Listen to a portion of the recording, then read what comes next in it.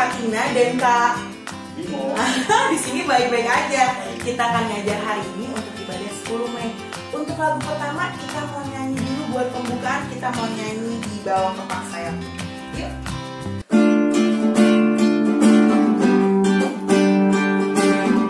Aku ingin selalu. Aku ingin selalu berada di hadiratmu.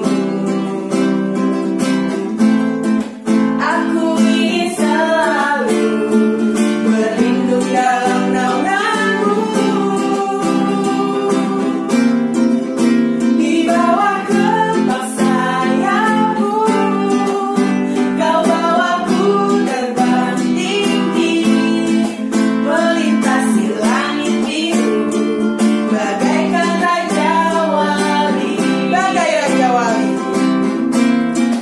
Bagai raja wali, melintasi gunung tinggi, bagai raja wali, melintasi badai hidup. Di bawah kepak sayapmu, kau bawaku terbang tinggi, melintasi langit biru, bagaikan raja wali. Aku ingin selalu berada di hadiratmu. Aku ingin selalu berlindung dalam naunganmu.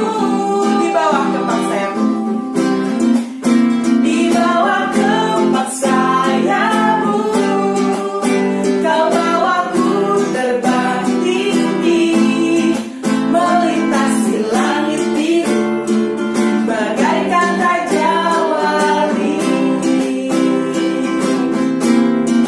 Bagai raja wali, melintasi gunung tinggi, bagai raja wali, melintasi badai hidup. Di bawah kepak sayapmu, kau bawaku terbang tinggi, melintasi langit biru, bagaikan raja wali. Sebagai doa pembukaan, dipersilakan untuk Sela. Silakan doa.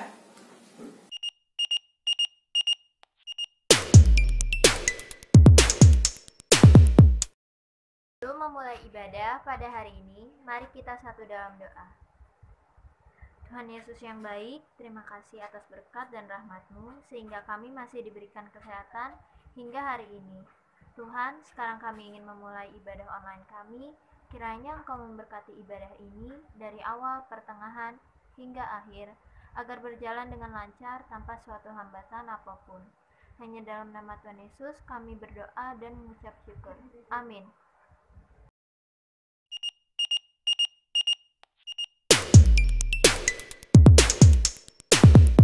Terima kasih Sela sudah membawakan doa pembukaan hari ini. Sekarang kita mau masuk firman, kita mau menyanyikan lagu Bekerjalah Ya Roh Kudus. Ini lagu baru, kita latihan bareng-bareng ya. Yuk.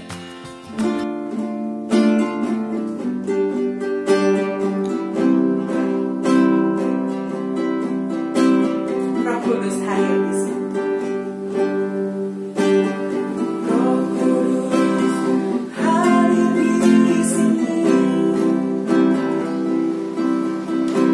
Pribadi yang menawan dan suci.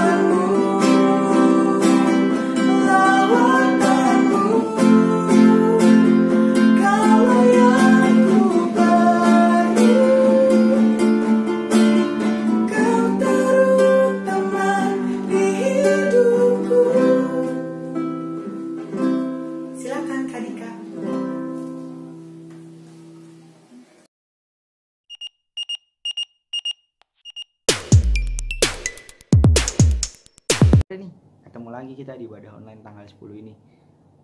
Hari ini kita mau dengerin firman. Firman itu diambil dari Kisah Para Rasul 7 ayat yang ke-54 sampai dengan yang ke-60. Yuk sama-sama kita buka.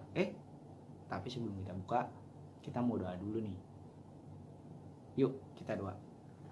Bapak yang baik, terima kasih Bapak untuk penyertaan-Mu Bapak. Terima kasih Bapak untuk segala nikmat yang Kau berikan Tuhan dalam tidur kami. Terima kasih Tuhan atas berkat-Mu dari malam hingga pagi hari ini Bapak, kami boleh bangun dengan penuh dengan sukacita. Ini kami Tuhan, anak-anak-Mu Tuhan. Sebentar Tuhan, kami ingin mendengarkan firman Tuhan, mendengarkan tentang kebenaran-Mu Tuhan. Kiranya Engkau berkati Tuhan, datangkan Roh Kudus Tuhan ke tengah-tengah kami dan keluarga kami Tuhan. Berkati kami Tuhan, beri yang terbaik. Di nama Tuhan Yesus kami berdoa dan mengucap syukur. Haleluya, amin.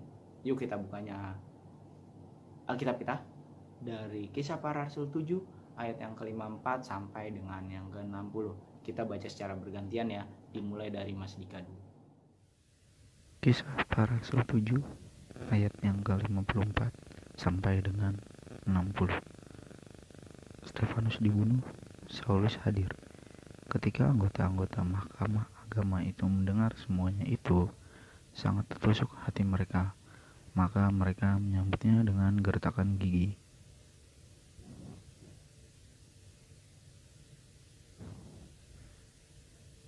Lalu katanya, "Sungguh, aku melihat langit terbuka dan anak manusia berdiri di sebelah kanan Allah."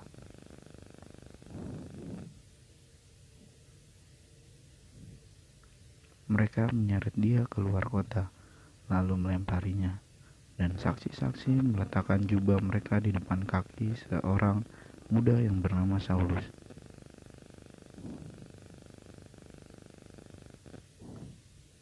Sambil berlutut, ia berseru dengan suara nyaring, "Tuhan, janganlah tangguhkan dosa ini kepada mereka." Dan dengan perkataan itu meninggallah ia. Nah, kita kan udah baca bergantian. Sekarang saatnya kita cari tahu apa sih yang dibahas di ayat tadi. Apa sih yang sebenarnya dibicarakan. Nah, di situ itu membicarakan tentang seseorang yang memberitakan tentang kebenaran dan berkata jujur tanpa dibuat-buat. Kenapa seperti itu Kak Dika? Ya, karena orang itu memberitakan tentang kebenaran Tuhan, dan dia memberitakan tentang apa yang dibuat mahkamah agama tersebut kepada orang banyak, sehingga membuat mahkamah agama tersebut merasa kesal dan sakit hati. Itu terdapat di ayat yang ke-51 sampai 53. Dijelaskan di sana, "Hai orang-orang yang keras kepala dan yang tidak bersunat hati dan telinga, kamu selalu menentang Roh Kudus sama seperti nenek moyangmu. Demikian juga kamu. Siapakah dari nabi-nabi yang tidak dianiaya oleh nenek moyangmu? Bahkan mereka membunuh orang-orang yang lebih dahulu memberitakan tentang kedatangan orang benar, yang sekarang telah kami hianati dan kamu bunuh. Kamu telah menerima hukum Taurat yang disampaikan oleh malaikat-malaikat, akan tetapi kamu tidak menurutinya." Nah, itulah sebabnya kenapa mahkamah-mahkamah agama tersebut merasa sakit hati ketika mendengar memang benar apa yang mereka lakukan seperti itu. Ketika ada orang yang memberitakan tentang ada kedatangan orang benar, Tuhan akan datang, Tuhan memberikan mukjizatnya, mereka langsung menganiaya. Mereka langsung ibaratnya membawa mereka ke dalam pengadilan, lalu mempersidangkan dan menyalahkannya. Nah, itu dia. Dan di ayat yang ke-54, reaksi mahkamah-mahkamah agama itu pun terlihat. Ketika anggota-anggota mahkamah agama itu mendengar semuanya itu, sangat tertusuk hati mereka. Maka mereka menyambutnya dengan gertakan gigi. Mereka udah menyambutnya dengan gertakan gigi. Wah, orang ini kok memberitakannya benar. Apa yang harus kita lakukan? Mungkin dalam hati mereka berbicara seperti itu, sehingga mereka merasa sakit hati dan merasa dirinya itu, diri gue benar selama ini, kenapa lu bilang kayak gitu kepada orang-orang. Lalu di sana si orang ini yang penuh dengan Roh Kudus menatap ke langit. Orang ini melihat ke langit, lalu melihat kemuliaan Allah, dan Yesus berdiri di sebelah kanan. Tuhan ada di atas. Lalu Yesus ada di sebelahnya. Mujizat banget nggak tuh dia? Mungkin kalau misalnya mahkamah agama itu yang melihat, atau mungkin seluruh orang saat itu melihat, nggak akan dia dianiaya. Mungkin semua orang akan bilang Tuhan baik, haleluya. Mungkin akan bilang seperti itu. Tapi di sini hanya apa? Hanya orang itu yang melihat. Dan lalu orang itu berkata sesuatu. Lalu katanya, sungguh aku melihat langit terbuka dan anak manusia berdiri di sebelah kanan Allah. Dia memberitakan kebenaran. Dia memberitakan apa yang dia lihat pada saat itu. Tapi apa? Di ayat berikutnya, coba kalian lihat. Di ayat berikutnya, berteriak-teriaklah mereka dan sambil menutup telinga serentak menyerbu mereka. Lihat kan? Apa reaksi orang-orang di sana? Mereka langsung menyerbu orang tersebut. Mereka langsung menganiayanya. Mereka menyeretnya keluar pengadilan. Dilemparilah batu. Lalu di sana ada yang meletakkan jubah mereka di depan kaki seorang pemuda. Di sana dibilang, dan saksi-saksi meletakkan jubah mereka di depan kaki seorang muda yang bernama Saulus.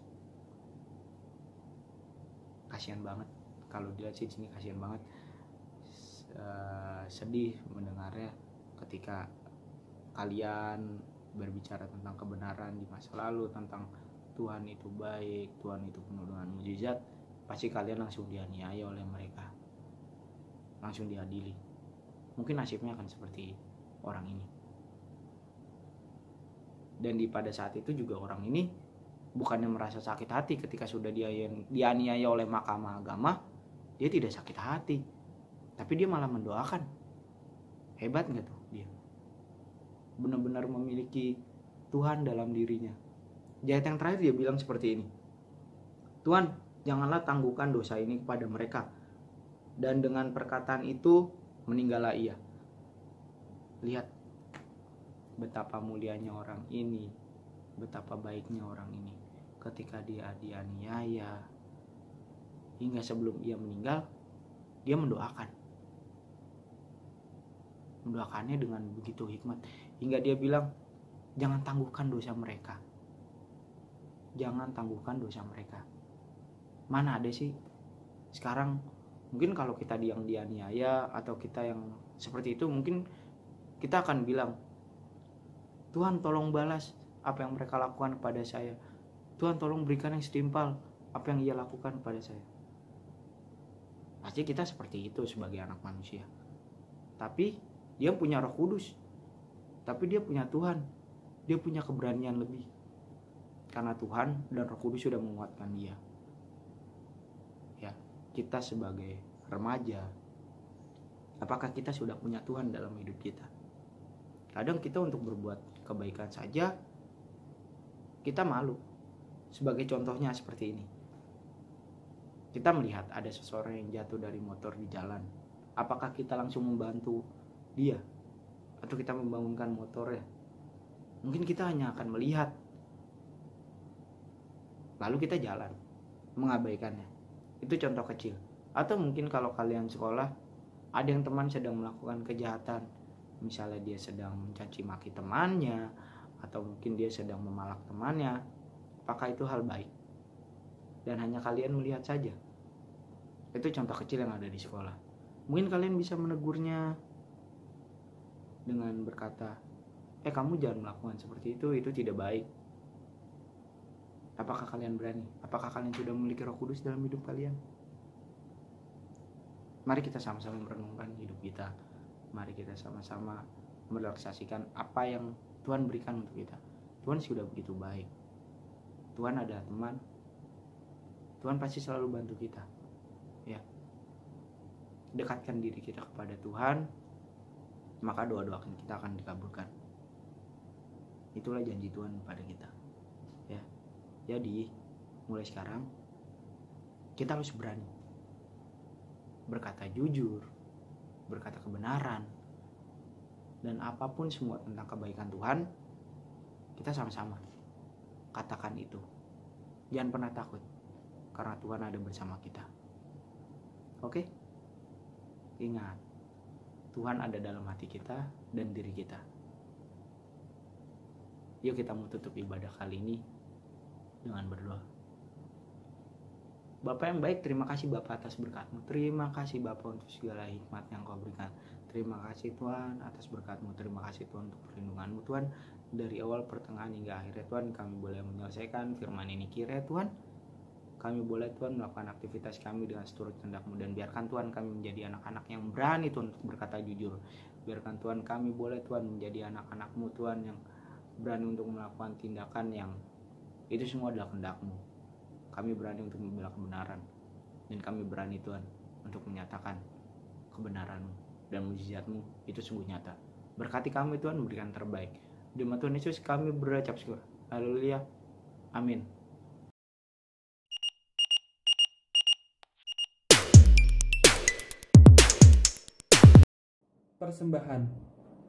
Persembahan diambil dari kitab Roma pasal yang ke-12 ayat yang pertama.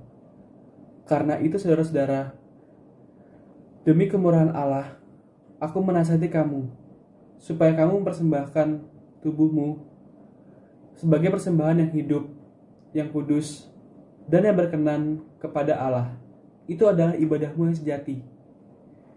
Persembahan bisa dikumpulkan dengan 3 cara. Yang pertama, dengan menggunakan amplop, kemudian saat kita bertemu di gereja nanti, dapat diserahkan kepada majelis. Yang kedua, persembahan dikumpulkan dengan amplop, kemudian dititipkan kepada majelis wilayah. Yang ketiga, persembahan bisa ditransfer ke BNI dengan nomor rekening 074-091-6429 atas nama GKJ Kanaan. Mari kita bersatu dalam doa. Ya Tuhan, terima kasih Tuhan, karena atas berkat-Mu, kami dapat menjalankan ibadah-Mu yang suci ini, di hari yang kudus-Mu ini. Ya Tuhan, kami telah mengumpulkan persembahan. Kiranya persembahan ini dapat memperluas kerajaan-Mu di muka bumi ini, maupun untuk membantu teman-teman kami yang sedang kesusahan dan kesulitan. Ya Tuhan, terimalah persembahan ini. Terima kasih Tuhan. Amin. Terima kasih. Jangan lupa jaga kesehatan. Shalom, salam sejahtera. Tuhan Yesus memberkati.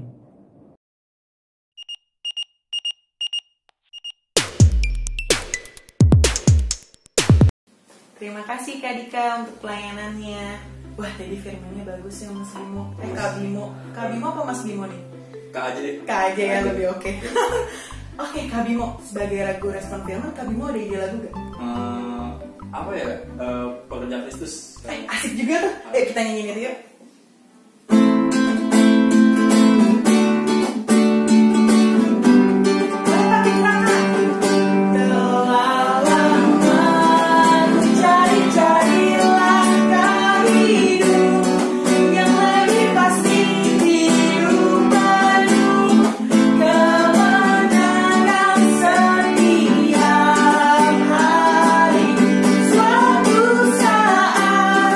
Yesus panggil Tuhan.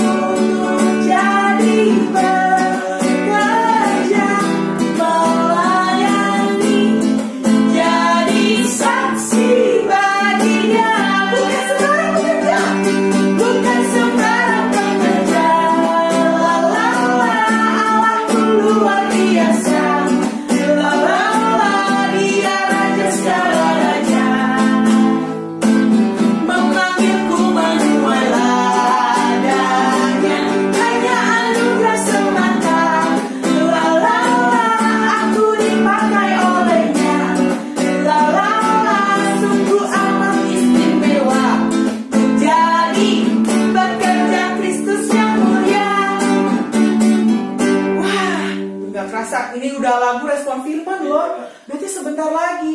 Tapi gak apa-apa, kita nggak mungkin sebentar lagi. Kita masih ada doa penutup, abis itu masih ada lagu penutup juga. Untuk doa penutupnya dipersilakan Kak Mita.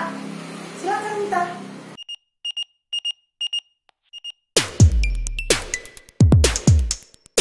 Mari teman-teman kita bersatu di dalam doa. Tuhan Yesus, terima kasih Tuhan, Engkau telah memberkati kami dari awal ibadah hingga akhir ibadah ini ya Tuhan. Semuanya sudah berjalan dengan lancar ya Tuhan. Tuhan berkati juga firman yang tadi sudah disampaikan Tuhan, agar bisa bermanfaat dalam kehidupan sehari-hari kami ya Tuhan. Tuhan juga berkati kakak-kakak sekolah minggu yang telah berusaha mempersiapkan ibadah online untuk kami ya Tuhan.